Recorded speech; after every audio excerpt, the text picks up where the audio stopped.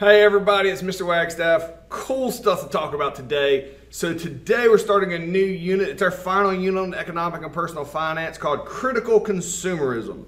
So this is going to talk a lot about how to be a good consumer, how not to get scammed. We're going to talk about all types of different stuff as far as being a consumer, because we talk about money a lot in this class. This unit, we're going to talk a lot about spending your money and doing it responsibly and not getting somebody to take your money that you don't want to give your money to.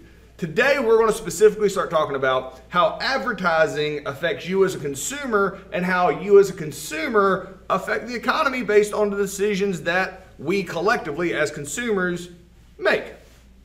Let's go ahead and get started. So in this unit on critical consumerism, our entire goal here is to try to be as effective as possible at getting you to be an effective consumer so that you're spending money on what is best for you and not what's best for the person trying to sell it to you, or at least where it fits both your needs. Let's start out with advertising and its impact on consumer decisions. So what affects consumer behavior overall? How do we decide what to buy? Well, obviously you need food and water and you need the basics, but a lot of the extra stuff in our disposable income, or our discretionary income, really comes from the things that we want, not what we need. So how do we know what we want? Well, businesses are really good at getting us to know what we want through advertising. So when businesses advertise, they do this mainly in large part trying to play on emotions, because they realize that emotions correlate very closely with the ability of getting you to buy something. Also, from the psychology teacher in me, when you connect with emotions, it connects a lot quicker to long-term memory. So we'll get to brand awareness and brand recognition here in a second, but those two things are very, very important with brand recognition. But let's get some examples of emotional advertisement. Old Spice, this is funny. All right, that's an emotion. And again, depending on when you're watching this, how old are these references I'm going to use. But Old Spice has been a deodorant that's been around from the beginning of time. They remarketed themselves in the late 90s, early 2000s as this brand for young adults, and they had a whole different marketing campaign and did a fantastic job with it, because now Old Spice is once again a common known staple in the stores, whereas it looked like that they were kind of going the other way, but they rebranded themselves. This is funny, get you into it, get you laughing, get you to remember these commercials, and then it helps you remember that when you go looking for deodorant. Here's another one, and this is probably one of the more famous ones, especially for this age group, is Axe body spray. Their advertisements are always like, hey, you'll be better looking, because it's geared towards guys. Girls will be like breaking down the walls to come after you. So all of their advertisements are over the top. Like this one here says, hey, if you spray this on, it doesn't matter what you look like, you're going to look like super chiseled and good looking. So what ends up happening, and this is through research, they're not just making this up, is that everybody knows this isn't what happens. But when they're playing on your emotions, emotions aren't always logic, and doing this and buying this product could give you some type of perceived benefit. So Axe has made a ton of money off of this. Another big aspect of advertisement is they need brand awareness, all right? So this is why you see advertisements everywhere. Like, this is a Coca-Cola. You're like, everybody knows Coca-Cola literally paid somebody money to go paint this on the side of like a building. That seems unnecessary. Why would they want to do that? It's all about brand awareness and brand recognition, because you see these signs enough and it just gets ingrained in your brain. Let me give you an example of a sign. This next signs, plural, don't even tell you what company it is, but you know what it is. Every one of these billboards, you know exactly what it is. It's McDonald's.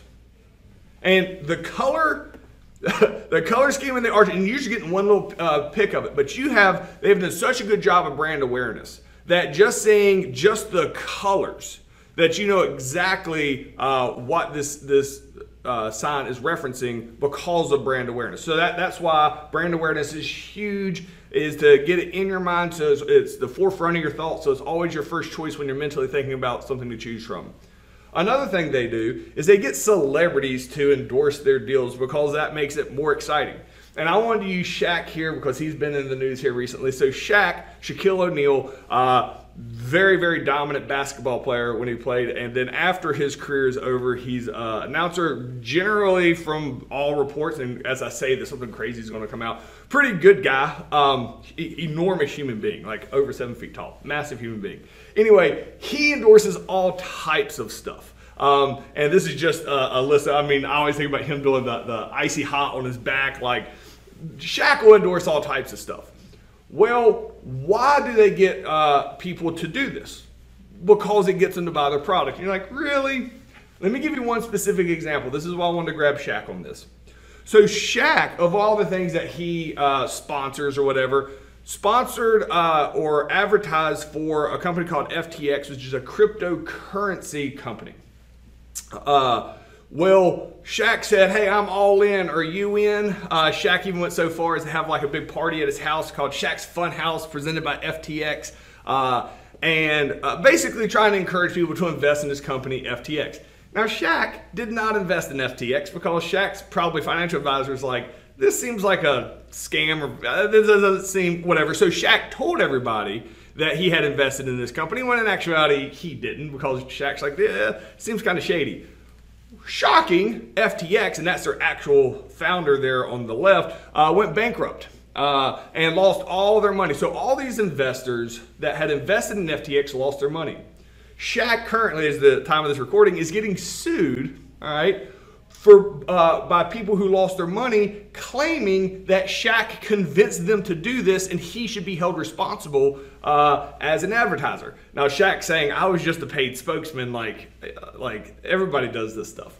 However, I want to use this as an example that the power of having celebrities endorse things is a huge factor in getting people to buy your products. And that's why celebrities make so much money off of endorsements.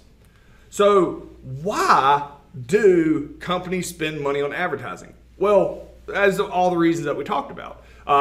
Brand loyalty, which we're going to talk more about here in a second, but getting people access to their products to be able to see it, brand recognition, brand awareness, because you get the greatest product ever, but if people have never heard about it or seen it before, they're not going to be able to buy it. So companies spend a lot of money advertising their product so that people are aware of it and then they will purchase it. So the question here is, explain the purpose of spending money on advertising by a business. And again, that's just to get people to buy their products and services. But pause me, answer that completely. We're moving on. All right, let's talk about social media impact on consumer decisions. So, social media has a huge impact modern day on consumer buying behavior. So much so, social marketers' top goals, all right, is to increase brand awareness. Second is get sales or get leads generated for future sales. Brand awareness is so incredibly important for social media because, as we saw with like McDonald's, once it's in the forefront of your mind, it's your top choice when you want something from that genre, that type. If it's a type of jewelry or if it's a type of book bag, or you know, I could just start probably listing out different, like book bag, drink cup, jewelry. And if I did that, you could probably just, boom, what's the top brand in your mind for each one of those? That is because that brand has spent a ton of money marketing it to you, so you're the first thing, they're the first thing that pops up in their mind. So they have a better chance of making a sale to you. If you've ever noticed, you ever talk about something or discuss something and then you sign into social media and all of a sudden there's an ad for that exact thing you were talking about, that's not an accident. Now, my understanding, and again, that this is, it always seems like you just talk about it and all of a sudden it shows up and you're like, oh my gosh, they're tracking me through my phone. I don't think that's the case at all. But if you Google something, all right, and you click on something, if you Google something and an ad comes up and you look at it long enough, Google remembers that, and they connect with Facebook and Google and Amazon and all this other stuff. So the next time you turn back on social media in your same account, all right, with the same email address, all of a sudden you're going to start seeing advertisements for the thing you Googled, and you never did any of that on Facebook, and it feels like they're just reading your mind. This is all on purpose to try to get you inundated with a specific brand or product. So social media also is very, very important for influencing your shopping habits. 88% of people use at least one social network. There's also people are starting to become more comfortable with buying stuff online than they are in stores. And if you do buy stuff in a store, you're also usually following them online. So companies can't just ignore the online process. I want to give you an example of, and this is because I was like, oh, what's an example? I'll just use one of my own examples. So I teach virtual, obviously, here, and while you see me standing up here talking, when I have to create all the stuff that I'm teaching, I sit down. So I sit a lot. So I needed to buy a good chair because my back hurts sometimes. So I went out and bought a fancy chair called a Secret Lab chair. Well, Secret Lab, and this is, picture my chair, the black chair, and this is my home studio. So Secret Lab, when I bought this high-end chair that I knew I would sit in, it's like a mattress. So I bought this chair, and look at me advertising for them right now. Look how this is. They didn't have to pay me for this. It's a really good chair. So they said, hey, it comes with a 3-year warranty. Cool, that's nice. If you'd like an additional 5-year warranty, 8 years, all you have to do is post it on social media and tag us in it. All right. So literally, this is a screenshot from me in 2020 from my Twitter account, basically saying, "Hey, here's my chair that I have," and they acknowledged it. That little heart down there, that's from Secret Lab liking it, and they sent me a notification that I got 5 more additional years of warranty. They want people to present their product on social media. That is a huge influence. So another thing that companies do is they just sell directly on social media now. So it took me 2 seconds. I scrolled through Facebook real quick, and this is the things that popped up on mine. I've not bought from, all right, Fabletics, I'm not even sure what that is, but so I go to the gym in the mornings, so I've clearly bought gym clothes online. I'm sure I have. Yeah. Yes, I have. Not from this company, but I bought it from Amazon. So all of a sudden, they've shared the information with Facebook. Facebook's like, hey, this is a person who buys athletic clothes. Let's see if we can't get him to buy this. So not only are they advertising, there's a little button at the bottom that says shop now. I can just buy directly from Facebook. I don't have to go to their website. I don't have to go to a shopping. I can just click shop now. Frost Buddy, I bought that, this koozie for my brother-in-law for Christmas like a year or so ago. And because of that, they show up all the time now on my Facebook wanting to know, do I want to buy another one? So the question here is, how can social media impact consumer decisions? And again, this is a lot of influencing decisions, building brand awareness, but pause me, answer that completely. We're moving on. So let's talk about business practices and their impact on consumer decisions. So what are good business practices? If you're a business, what should you do to be better at your job and get people to come buy from you? One of the most important aspects of business practices, and this is not new, this has been around forever, is excellent customer service. If you've ever seen or heard the quote that the customer is always right, that's from like the beginning of time. That is all about customer service because the huge part of building a brand, which means long-term dependable income, is from customer loyalty. And excellent customer service builds customer loyalty. Let me explain the difference in that. So customer retention just means the customer will buy from you again. This could just be because you're the closest thing to their house and they can come back. Customer loyalty is somebody will drive across town past 5 other stores or past 5 other websites or buy something from you because it's actually, even though it's more expensive, because they're a loyal customer. Because to them, you provide something that the other ones can't. And a lot of that comes down to customer service. If you have quality customer service, you can edge off a lot of the rough edges of different things. There's a whole nother thing in which businesses can dictate what you buy, and it's something called the perceived value. This is common. Now, I got wine here, like $5 or $20. Some people will sometimes be more likely to buy the $20 wine than the $5 wine, even though it's the exact same wine, because they say if it's more expensive, it must be better. All right. So you see this all the time. Look at me. I'll use me as an example. I don't know if you've ever seen me. Probably not here unless you have me live in class. I'll drink out of this cup often. This is a Yeti cup. All right. That cup. It's comically expensive. It's like $35, all right? I could buy from Arctic, any of the other brands. You go to Walmart and get basically the same cup for a fraction of the price. Why do I have a Yeti and I paid extra money for it? For me, it's the perceived value. Because Yeti, you can put them in the dishwasher, they last longer, and in my opinion, it could just be my perception, I feel like they last longer. It keeps my coffee warmer longer. And so there's all these things that are perceived values, even though, is it honestly double the price to make that as it is any of the other ones? Of course not. I'm sure not. But the perceived value that this is the top of the line, this is the best one, it'll last me the longest time, got me to buy it. And that goes back to perceived value. And because I like it, and while I can't buy things often, usually if I want a high quality something, and it's something that Yeti offers, I will look at them first. Now, most of the time I look at Yeti, I'm like, that's ridiculous. Absolutely not. And then I'll just buy something else. Like, oh, it's a cooler that can last, 72 hours in the sun for, I don't know, a kidney. And I'll be like, no, you know what? I'll just buy another bag of ice.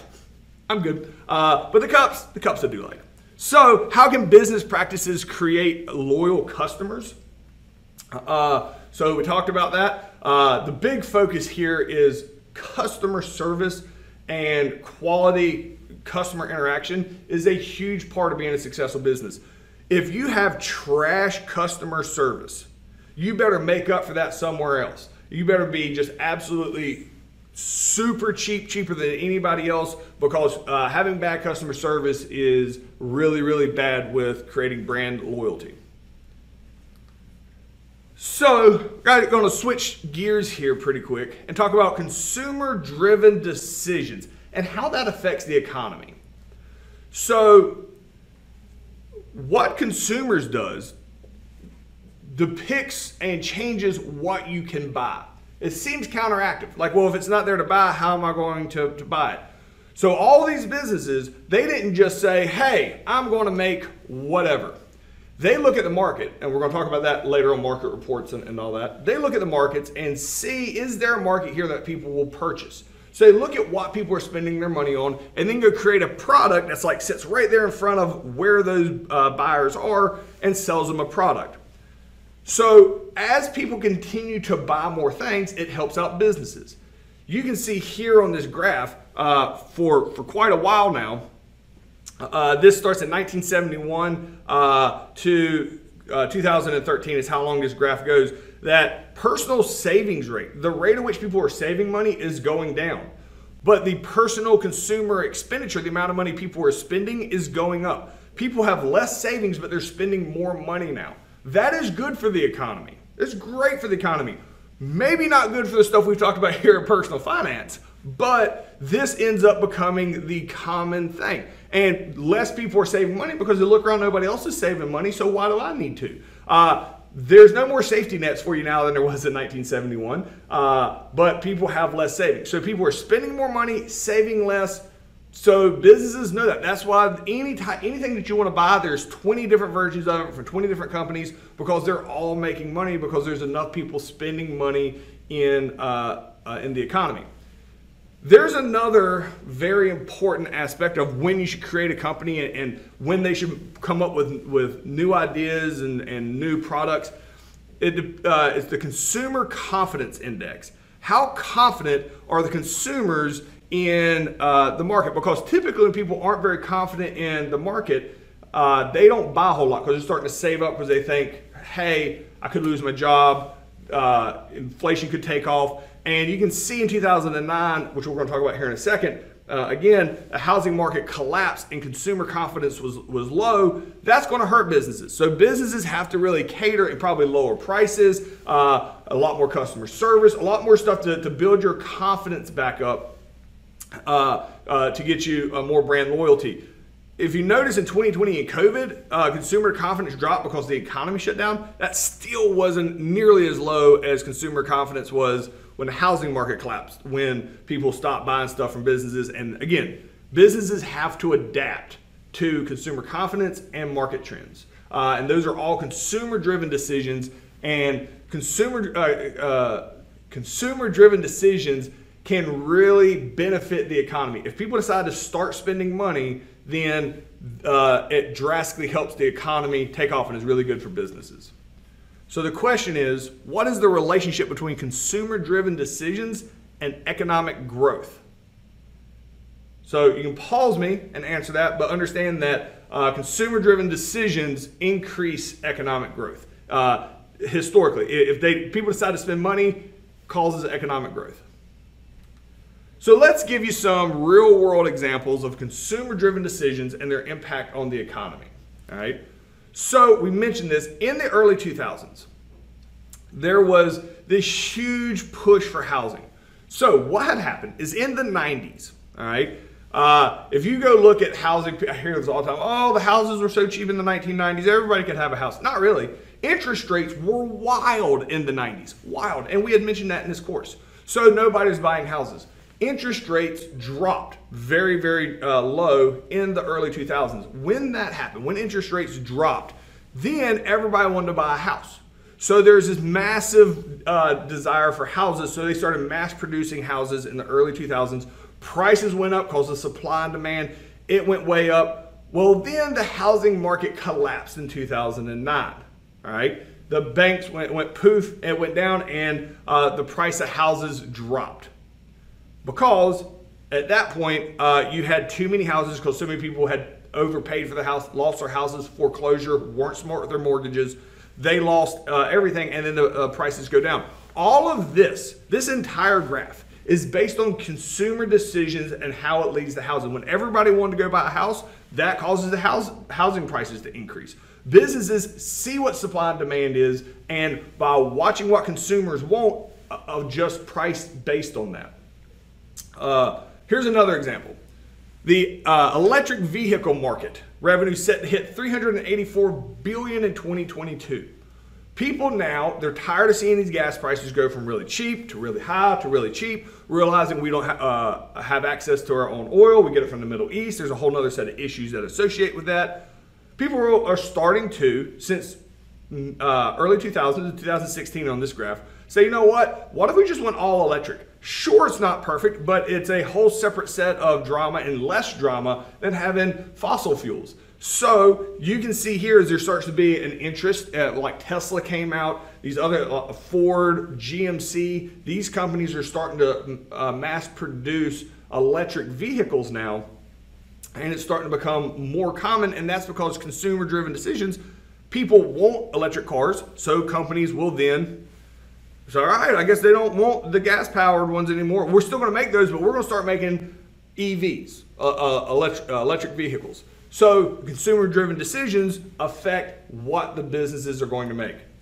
Here's another one, and this is a shock to nobody. E-commerce sales, basically online. How often do you buy stuff online? It has skyrocketed since 2000, just poof, just taken off. Because of this, less people are shopping in department stores, and they're not really building any more department stores. There's a lot of malls that are closing because the businesses are taking their focus away from having employees in the mall to having employees in the warehouse to having their website up and running to be able to advertise so it shows up on your social media page. So this is people wanting to shop more from home has really, you can see the market has drastically changed because the businesses are responding to the customer-driven decisions. Another one is organic products. The amount of money that gets put into organic products today is staggering. We're the number one in the world. People don't want all these extra additives and things in their food, which the reason the rest of the world isn't necessarily caught up with America, I think in large part is America see organic and they think that it's more healthy. And so in some cases that is, but organic can mean a lot of things. And in America, just the term organic really has taken off, and companies were like, all right, we'll charge more for our product and we'll make these changes to it and we'll call it organic. And they will adapt to that purely because of the customer-driven decisions. Global renewable consumption. Here's another one. This goes back to the electric vehicles,